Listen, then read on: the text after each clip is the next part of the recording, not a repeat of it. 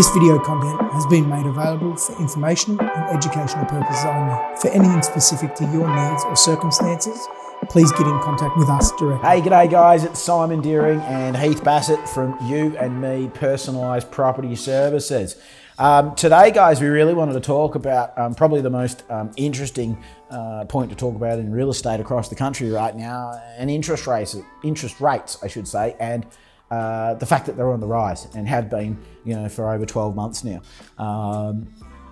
Everyone's got an opinion on this, and depending on who you talk to will depend on, I guess, the opinion you listen to. But we really wanted to weigh in on this and put our money where our mouth is.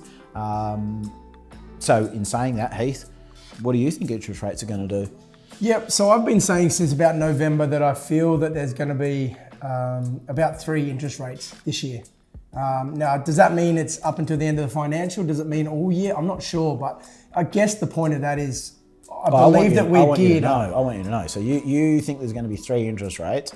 Do you think there's going to be 3 interest rate rises before the end of the financial year, or you're talking about for the whole 23? Yeah, I feel like the whole 23. I feel like we're going to stabilise after 3. It might be 4. Yep. I don't know. Yep. But I guess my point being, I feel no one knows, but you think exactly. 3. I think 3. Yeah. We're putting the hard word on him right now. So write this note down. You can call Heath if it doesn't have them. Yeah, I think 3, but prepare for that. So, we're not here to sugarcoat everything. We're not here to wrap you up in cotton wool and say, oh, no, everything's safe. Prepare for multiple interest rate rises. Okay, so when you're talking about prepare, and I'll give you my opinion later, but when you're talking about prepare for interest rate rises, so let's say you got Mr. and Mrs. Smith, they want to buy a property and they're saying to us right now, hey, look, we think in the next 6 months we can save an extra $20,000. And that is actually going to increase our borrowing capacity from $450,000 to $500,000. That's what our broker told us. So rather than buying now, we're going to save for the next 6 months so we can borrow at $500,000. What's going to happen to that person? Cool. So the first thing I would ask is, are you going to be bank imposed or are you going to be self-imposed? Okay, we've gone through that before. But basically, self-imposed is the bank telling you that you can borrow $500, but you only spend $450 of that. Yeah. Bank imposed means they've told you you can borrow $500 and you borrow $500. So for this example, let's just say they're bank imposed. Okay. To keep it simple, cool. They're At going to borrow. $500,000. They're going to borrow. Yep. Yeah. So right now today they can get $450, okay. but they think in 6 months they can save an extra $20,000, and their broker said that will correlate into $500,000. Okay. Pre-approval. So assuming nothing moves in your job or your expenditures and everything stays the same. Yes. Every single time the interest rate goes up by 0.25%, and I'm not saying the next one's going to be 0.25, but every time there's a 0.25% rise in the interest rates, your borrowing capacity goes down around $20,000. Okay. So let's say, I don't know when the next RBA meeting is. It's like next Tuesday. Yep. Let's say next Tuesday the RBA goes, right, we're going to increase the cash rate. And considering this video won't be put out today, next Tuesday could be last Tuesday when you're watching this. So let's say that they go, we're going to increase it by 0.25%. My question to the viewers at home is, you're trying to save money to increase borrowing capacity, but can you save $20,000 between now it's Wednesday, the 1st of February, to next Tuesday? Yeah. So effectively, and we know the answer to that. No. So effectively, this client that wants to save for 6 months to get the extra 20 grand runs the risk of, let's just say there's 3, runs the risk of actually reducing their borrowing capacity by $60,000. So if they're on 0.25. They've saved an extra 20, they've lost 60 on their borrowing capacity, they get an extra, so they may end up around 450 borrowing capacity still, or it may even be less. Well, it'd be, it should be less, but if they could save the 20 grand, so there's things that you offset it against. But the point I'm trying to make is, why are you waiting for 6 months? Now, let's use a real example. The real example is we had clients last year that were going to come on board and they didn't because they thought they could save an extra $20,000 to get the extra money. Now, because we've had the rate rises that we've had, they are on board with us, but they are looking at a lower purchase than what they could have done 6 months ago. Yep. So, look, guys, we don't sell anything. We don't have products that we sell. We help buyers. Buyers employ us to legally represent them and do what's best for them. Yeah, and if you're looking at investing and buying property, what's best for you now is to get into the market, get into a market that's sustainable and viable. In our experience, from what we're seeing, Perth is without doubt the most sustainable and viable market in the country right now. And can you tell us why? Okay.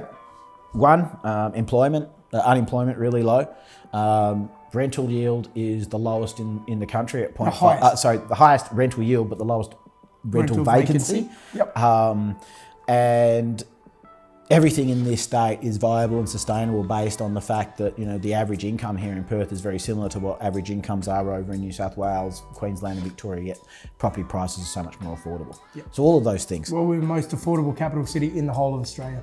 We've got all the resources. Immigrant numbers are meant to be, statistically speaking, $40,000 people a year up until 2030 or 2031. So we've got immigrants coming through. We've got the resources. We're lithium mine the lithium deposit that will be turning into a mine at some point. Is that more the largest jobs. deposit or something? Largest deposit in the whole world. Yeah. That was found probably 18 months, 2 years ago. But obviously, as you know, things take time. You can't just turn a mine into, turn it into a mine. And you think about our awesome coastline, like Yanchep is joining civilization this year. You know, there's no ifs or buts. And, let's be real. We bought last year in Clarkson for $430,000, 4-bedroom, 2-bathroom. That same property, 600 square meters. You're not going to get that under 500,000 now. No way. It's over 500,000. So in the year, not only was Kun, because that was his name, Kunli, not only is he protected by rent returns, but he's just gained over $70,000 in about a year, just under a year. Yep. Yeah, like all our clients did in 2022. But so that's where we see it. And then, you know, I put the gun to Heath's head, so I'll put the gun to my head as well. You know, what do I think? Yeah. Well, I think we're going to have two. I think between now and the end of the financial year, we're going to have 2 more interest rate rises. And I think, from 1st of July, things are going to taper out, even out, and a lot more confidence is going to come back into the market, particularly in Perth. I think New South Wales and Victoria have got a very, very long way to go. I think Brisbane and Queensland will also flatten out and start to stabilise. Well, let's talk Queensland. They've just come off their biggest drop. Yeah, so over the COVID period, they and we're talking averages here, things change on the ground, as we know, but they had a 43% increase over the COVID period, and they've just dropped 10%. 10%. Yep.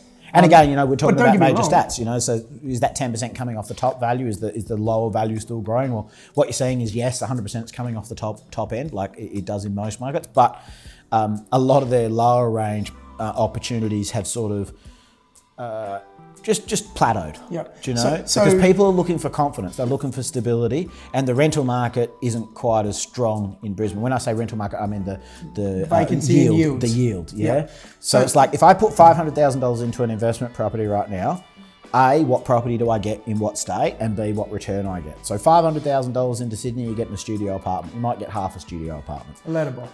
And you'll get a rental of, I don't know, maybe $350, $400. Yeah, so like the rental yields are getting closer, around 3.4% sort of on average, yeah? In Brisbane, I can get an actual apartment. Maybe a 2-bedroom. Yeah. In Victoria, I'm in a 1-bedroom apartment, but in Perth, you're in a house. Yep. You're in a 4x2 with 500 square meters of land, 30 minutes from the city. Close to the beach. Right, 5 minutes from the beach. Yeah, 5 to 10. Like, everything that's coming out of the Perth market right now represents confidence to me.